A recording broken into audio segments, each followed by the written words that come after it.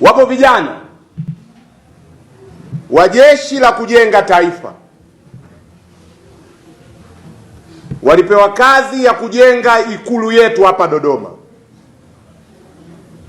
Wakati ule rais alikuwa John Pombe Magufuli, na walipewa waijenge kwa muda mfupi sana. Vijana wale wamefanya kazi usiku na mchana. Rais Magufuli alipokwenda pale alishangaa hatua walioifikia. Akasema, nyinyi vijana wote zaidi ya 2000 ninatamka mtapewa kazi ndani ya jeshi kwa kazi nzuri mlioifanya ya ujenzi huu. Ukishamaliza hili jengo usiwapeleke mahali popote, bali wapeleke jeshini wakaajiriwe wawe wanajeshi. Kwa hiyo mkimaliza katika kipindi cha miezi miwili, mkishamaliza tu mwanze kuandaa. Hawa ninawapa ajira moja kwa moja. Walichokifanya ni kikubwa sana, lakini ninajua na ninyi mliosimamia hii kazi mmesimamia kwa uadilifu mkubwa. Mmefanya kazi kubwa sana, mmetengeneza historia kwa nchi hii ya Tanzania. Hii kuu, wapo waliotaka watu wa nje kule kuja kutujengea. Huwezi kujengewa nyumba, huwezi kujengewa makao makuu ya nchi. Ndio maana mimi nawapongeza, ninyi ni mashujaa kama walivyo mashujaa wengine, kwa sababu mmetumia nguvu zenu, mmetumia busara zenu, lakini kwa nidhamu kubwa. Nilikuwa naangalia pillars na beams zilizojengwa pale, yaani. Kwa hiyo hongereni sana, si hongera, pamoja na makamanda wote na maofisa, hongereni sana. Mimi nimekuja hapa kuwashukuru tu. Leo hii ninapozungumza, wapo vijana wa JKT wapatao 436 ambao baadhi yao wamepata changamoto za kiafya kwa kufanyishwa kazi za ujenzi wa Ikulu na ujenzi wa miradi mingine ya kimkakati. Huyu ana mishono kidogo hapa, huyu ana kovu kidogo hapa, huyu ana changamoto ya kiafya.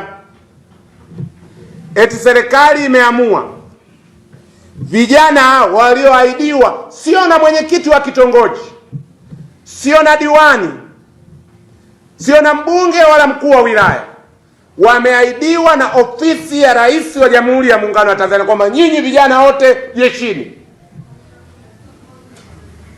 Leo hii vijana hawa wamechekechwa 436 waliopata changamoto za kiafya wakiwa wanaihudumia serikali, wamerudishwa makwao. Kwa lugha nyepesi, panake wakajifie huko, au sio? Ngome ya vijana, kazi yenu kupaza sauti kwa vijana hawa. Haiwezekani ahadi ya Ikulu, ahadi ya Rais wa Jamhuri ya Muungano wa Tanzania ikawa ni kama kitu cha kawaida hivi. Rais anaweza kuahidi watu, alafu hao watu wasiipate hiyo ahadi. We must break that. Lazima tuvunje huo utamaduni, na tunauvunja kwa kusimamia ukweli. Natoa rai kwa Waziri wa Ulinzi, ahadi ilitolewa, vijana hawa wote 2000 watapata ajira jeshini. Kama wana changamoto za kiafya walizozipata wakati wanatekeleza wajibu wao jeshini, watafutiwe ajira mbadala ambazo zinawafaa. Na huo ndio msimamo wetu ACT Wazalendo. Na nitasimama mpaka tone la mwisho la damu yangu kusimamia utekelezaji wa ahadi iliyotolewa na Rais wa Jamhuri ya Muungano wa Tanzania wakati ule wa rais wa awamu ya 5, na ahadi ile inaendelea kwa sababu urais ni taasisi. Natoa rai na watafutwa waliko. Tuzo wanaopaswa kupewa baada ya kupata changamoto za kiafya kwa kufanya kazi hiyo ni kuwachukua na kuwapa mazingira ya kufanya kazi. Kama hawawezi jeshi, JWTZ wapelekwe kwenye kazi nyingine.